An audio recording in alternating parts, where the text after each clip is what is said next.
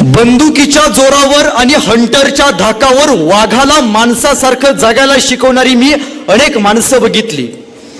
बंदुकीच्या जोरावर आणि हंटरच्या धाकावर माणसाला वाघासारखं जगायला शिकवणारी मी अनेक माणसं बघितली. पण बंदुकीच्या जोराशिवाय आणि हंटरच्या धाकाशिवाय इथल्या माणसालाच वाघासारखं जगायला शिकवणारा मी एकच वाघ बघितला, त्या आदरणीय संत सेवालालजी महाराज.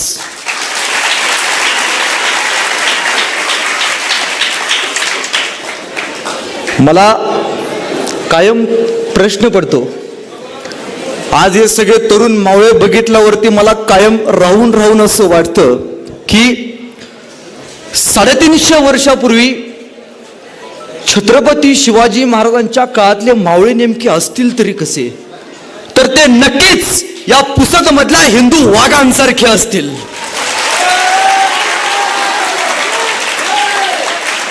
खर तर ज्या राजाचं नाव ऐकल्यावरती आमचं रक्त सळसळतं, ज्या राजाचं नाव ऐकल्यावरती आमच्या अंगावरती सर्र करणं काटा येतो, छत्रपती शिवाजी महाराज की, प्रभू श्री रामचंद्र की.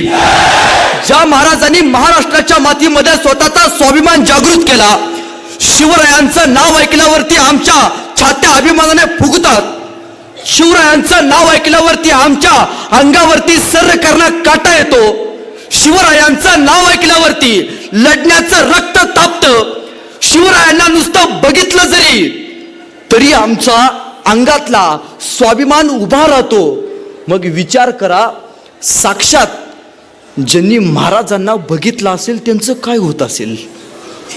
राजा आपल्या सोबत घोड्यावरती बसलाय, राजा आपल्या सोबत घोडा चालवतोय, राजा आपल्या सोबत जेवायला बसलाय, राजा आपल्या सोबत तलवार फिरवतोय, राजा आपल्या सोबत प्रत्येक किल्ल्यावरती प्रत्येक तोफ्यावरती स्वतःची नजर रोखतोय. ही कल्पनाच एवढी विशद आहे की उगच या माणसासाठी हजारो मावळ्यांनी हजारो हिंदू वाघांनी प्राण दिले नसतील.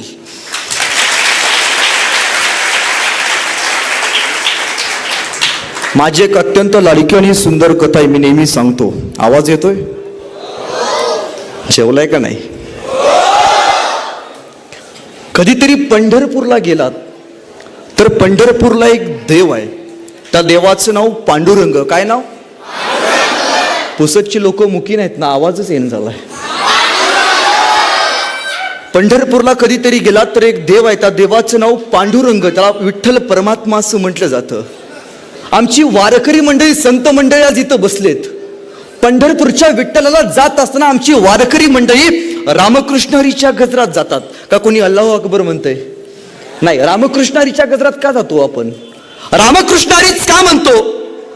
कारण वारीची वाट सुखकर व्हावी यासाठी पंढरपूरच्या विठ्ठलाला जात असताना आमची वारकरी मंडळी रामकृष्ण हरीच्या गजरात जाते. त्याच विठ्ठलाचं प्रतिरूप आहे ते म्हणजे दक्षिण भारतात त्याला बालाजी असं म्हटलं जातं. बालाजी या शब्दाचा अर्थ बासुंदी, लाडू आणि जलेबी हे ज्याच्या घरात असतात ती सगळी लोक तिकडे जातात, कारण तो धनब्रह्म आहे. आणि पंढरपूरचा विठ्ठल हा नादब्रह्म आहे. जसं पंढरपूरच्या विठ्ठलाला जात असताना लोक रामकृष्ण हरीच्या गजरात जातात, तसं त्या बालाजीला जाताना लोक म्हणतात गोविंदा गोविंदा. काय म्हणतात? गोविंदा. मध्यंतरी माझ्या पेपरला बातमी आली होती, माझ्या म्हणजे सगळ्यांच्याच आली होती, की आपल्या प्रियकराला बरं वाटावं यासाठी एक प्रियसी तिरुमला ते तिरुपती उलट चालत गेले होते. मी म्हणलं आपल्याला पण बरं वाटावं, आपण सवच चालत जावं, म्हणून मी तिरुमला ते तिरुपती सवच चालत निघालो. सगळी लोक म्हणायची गोविंदा गोविंदा, मी म्हणायचो गोविंदा गोविंदा. सगळी लोक म्हणायची गोविंदा गोविंदा, मी म्हणायचो गोविंदा गोविंदा. आमच्याच भागातली कोल्हापूरची एक आजीबाई आली होती. आता कोल्हापूरची आजीबाई म्हणजे तांबडा पांढरा रसा, ठसक्याशिवाय बोलणार नाही. आम्ही सगळे लोक म्हणायचो गोविंदा गोविंदा, ती आजीबाई म्हणायची आमचं पण तेच आहे. आम्ही सगळे लोक म्हणायचो गोविंदा गोविंदा, त्या आजीबाई म्हणायची आमचं पण तेच आहे. मला काही समजेना. मी कट्ट्यावरती गेलो, ताक पिलो, मावशीपाशी गेलो आणि मावशीला म्हटलं मावशी तुझं काय चालू आहे? आम्ही सगळे म्हणतोय गोविंदा गोविंदा आणि तू म्हणता आमचं पण तेच आहे. ती म्हणली अरे लेकांनो, तुम्ही ज्यांचं नाव घेता ना त्या आमच्या ह्यांचं बी नाव तेच आहे, म्हणून म्हणलो आमचं बी तेच आहे. विनोदाचा भाग सोडा, पण 350 वर्ष झाली छत्रपती शिवरायांना जाऊन, 350 वर्ष झाली छत्रपती संभाजी राजांना जाऊन, ज्या राजाचं नाव ऐकल्यावरती सुद्धा आमच्या छात्या फुगतात, त्या राजाला जाऊन बरेच वर्ष झाली, तरी आजही छत्रपती शिवाजी महाराजांच्या नावाला या महाराष्ट्राच्या मातीमध्ये विरोध होतो. आजही संभाजी राजांच्या नावानं जो महाराष्ट्र उभारला, ज्या संभाजी राजांनी केसाच्या डोक्याच्या केसापासून पायाच्या नखापर्यंत चांबडी सोलून घेतलीत, ज्या संभाजी राजांच्या रक्ताचा थेंब आणि थेंब या मातीमध्ये सांडला, अंगावरचे अवयव शिल्लक राहिले नव्हते तरी राजा झुकला नाही, अंगामध्ये रक्त, अरे हनुमानाला सेंदूर फासावा तसा माझा शंभू राजा दिसत होता, तरी राजानं बलिदान दिलं. कोणासाठी दिलं? तुमच्या आणि माझ्यासाठी दिलं. आज तुमच्या आणि माझ्या बापाच्या नावावर जे सातबारे निघतात ना, त्या सातबाऱ्याचे जनक सुद्धा छत्रपती शिवाजी महाराज आणि छत्रपती संभाजी महाराज आहेत. छत्रपती संभाजी महाराज की. वाईट वाटतं साहेब, औरंगाबाद नावाचं इथे एक शहर होतं, ताई संभाजीनगर, तुम्ही त्या गावातला आहे. केंद्र शासनानं एक GR काढला की त्या शहराचं नाव काय असावं. महाराष्ट्रातनं 1,00,000 फॉर्म गेले, संभाजीनगर त्या शहराचं नाव औरंगाबाद असावं आणि त्या शहराचं नाव छत्रपती संभाजीनगर असावं, यासाठी महाराष्ट्रातनं फक्त 40,000 फॉर्म गेले. छत्रपती शंभूराजांच्या नावानं, छत्रपती संभाजी महाराज की. मग ही जय म्हणणारी लोक का शांत बसली, मला कायम प्रश्न पडतो. बापा समान असताना संभाजी राजांच्या नावाला विरोध झाला, बापा समान असताना संभाजी राजांच्या नावाला मागे खेचण्यात आलं, बापा समान असताना संभाजी राजांच्या नावाला या महाराष्ट्राच्या मातीमध्ये लोकांनी थांबवण्याचा प्रयत्न केला. तुमची माझी मनगट का तापली नाहीत? तुमच्या माझ्या अंगातला वाघ का जागा झाला नाही? अरे जन्माला आल्यावरती घेतलेला पहिला श्वास आणि पोरांनो जाताना सोडणारा शेवटचा श्वास हे फक्त छत्रपती संभाजी महाराजांचं देणं आहे. धर्मवीर छत्रपती संभाजी महाराज की. राहून राहून वाईट वाटतं की आमची पोरं साहेब फक्त कुठल्याही राजकीय नेत्याच्या पाठीमागं फक्त फिरत बसली. कोणीतरी जय म्हणलं, कोणीतर की म्हणलं की आमच्या पोरांनी जय म्हणायचंच. बरं पुढं प्रेत चालल्या का अंत यात्रा चालल्या ह्याचं काय नाही, कानावर की पडलं की या बेण्यानं जय म्हणायचंच. पोरांनो लक्षात ठेवा, मी पहिल्यांदाच कबूल करतो, कोणीतरी उठतं संभाजी महाराज धर्मवीर होते का स्वराज्य रक्षक होते, आपल्या राजाला एका चौकटीत बांधलं जातं. कोणीतरी उठतं, एखादा राजकीय नेता उठतो आणि म्हणतो छत्रपती शिवाजी महाराज जुने आदर्श होऊन गेले, आमची लोक शांत बसतात. कोणीतरी उठतं म्हणते संभाजीराजे धर्मवीर नव्हतेच, संभाजीराजे फक्त स्वराज्य रक्षक होते, आमची लोक शांत बसतात. मी पहिल्यांदा सांगतो ताई, मी कुठल्याही राजकीय पक्षाचा वक्ता नाही, मी कुठल्याही राजकीय पक्षाचा नेता नाही. माझा पक्ष एकच आहे, तो म्हणजे स्वराज्य, आणि माझे मालक एकच आहे, ते म्हणजे छत्रपती शिवाजी महाराज. छत्रपती शिवाजी महाराज की. पोरांनो एक वाक्य घेऊन जावा तुमच्या भावाकडून.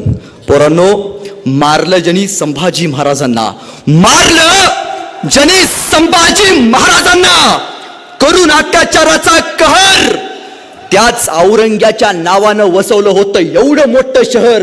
अरे सळसळू द्या रक्त तुमचं, सळसळू द्या रक्त तुमचं, दाखवा पुन्हा एकदा जिगर आणि छातीत ठोकून सांगा औरंगाबाद नाही तर फक्त छत्रपती संभाजीनगर.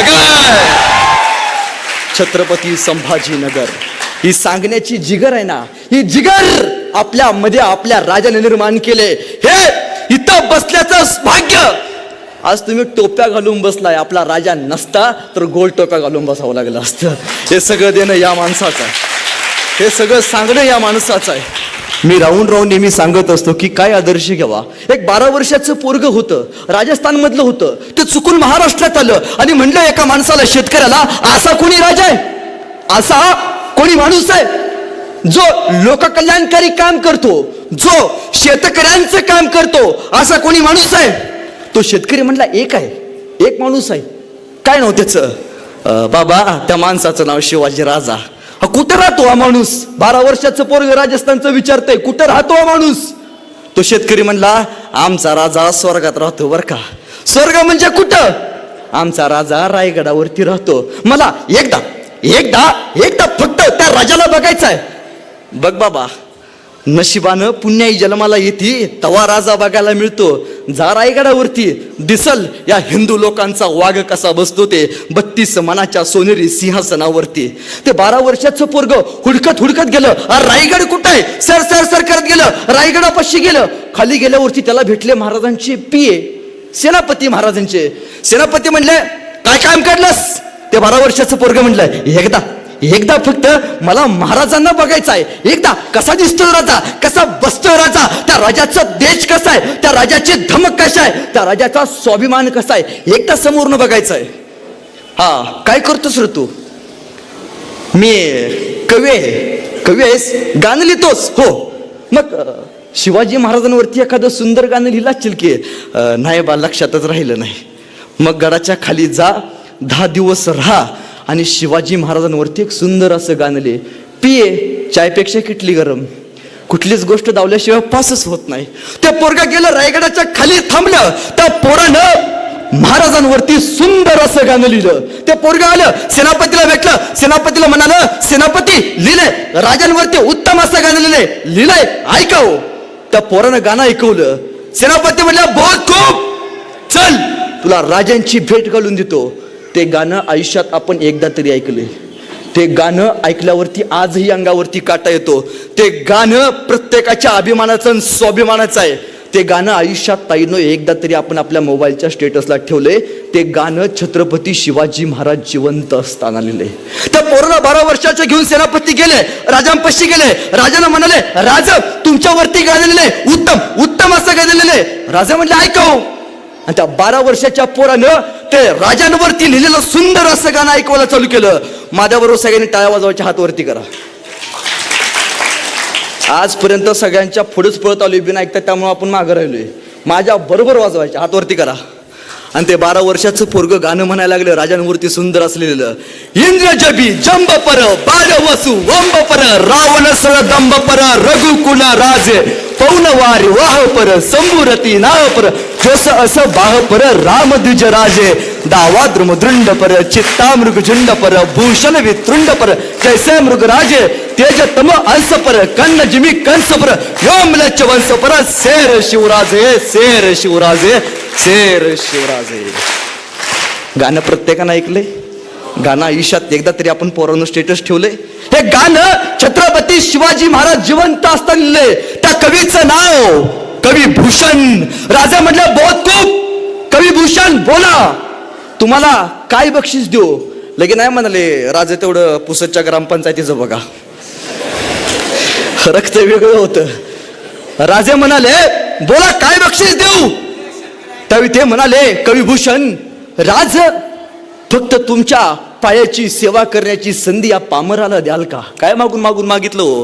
कुठं पुसदला 4 BHK नाही मागितला. काय मागून मागून मागितलं का? लगे नाही म्हणले नाही राजा आता एवढं चांगलं गाणं लिहिलं, एखादं 2 BHK बघून द्या. नाही, मागून मागून काय हो? तुमच्या या पामराला तुमच्या पायाची सेवा करण्याची संधी द्या. राजा म्हणले नाही, तुम्हाला काहीतरी आम्ही देणं लागतो. त्या 12 वर्षाच्या पोराला राजांनी हिरे माणिक मोती दिले. जगाच्या पाठीवरती पहिला राजा होऊन गेला की ज्याने इथल्या कलाकारांचा सन्मान केलाय. एकमेव राजा, ते म्हणजे छत्रपती शिवाजी महाराज.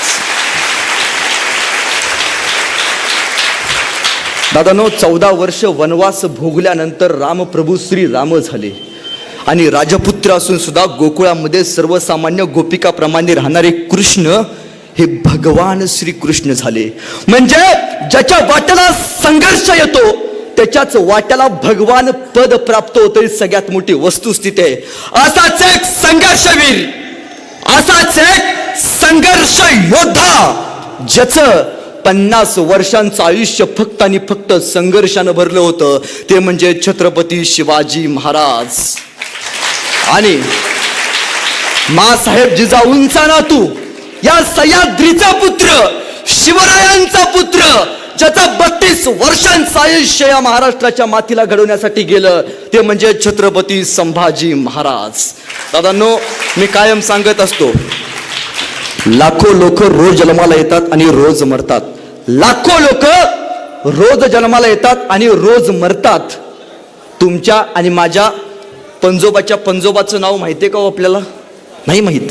पण छत्रपती शिवाजी महाराज की म्हटल्यावरती आमच्या बारक्या पोराला सांगावं लागत नाही की शिवाजी महाराज कोण होते. त्याच्या तोंडून आपसुक जय कसं बाहेर जातं हे त्याचं त्यालाच कळत नाही. काय जादू आहे या नावामध्ये, काय शक्ती आहे या नावामध्ये. म्हणून मी नेहमी सांगत असतो की 350 वर्षापूर्वी म्हणजे 385 वर्ष झाली अजूनही राजाची जशीच्या तशी आहे कीर्ती. 385 वर्ष झाली अजूनही राजाची जशीच्या तशी आहे कीर्ती. 18 पगड ही जात समान माझ्या राजाची करते आरती. अरे राजांकडं बघितलं जरी तरी लढायला प्राप्त होते स्फूर्ती. आणि असा राजा या महाराष्ट्राच्या मातीत जन्माला आला. पावन झाली या महाराष्ट्राची धरती, पावन झाली या महाराष्ट्राची धरती. प्रौढ प्रताप पुरंदर छत्रपती श्री शिवाजी महाराज की. लाखो लोक रोज जन्माला येतात आणि रोज मरतात. त्यांच्या मृत्यूची नोंद सुद्धा कधी इतिहासानं ठेवली नाही. पण असा एक राजा या महाराष्ट्राच्या मातीत होऊन गेला, ज्याच्या जगण्याची, ज्याच्या जन्मण्याची नव्हे ज्याच्या मृत्यूची नोंद या महाराष्ट्राच्या इतिहासाला, जगाच्या इतिहासाला ठेवावी लागली. दादांनो, येणाऱ्या काळानं जर तुम्हाला विचारलं की बाबा हो तुम्ही कोणाच्या देशात आलात, तर छातीत ठोकून सांगायचं की ज्यांनी मरणाला सुद्धा लाजवलं आणि आलेल्या मरणाला सुद्धा माघारी पाठवलं असे छत्रपती शिवाजी महाराज आणि धर्म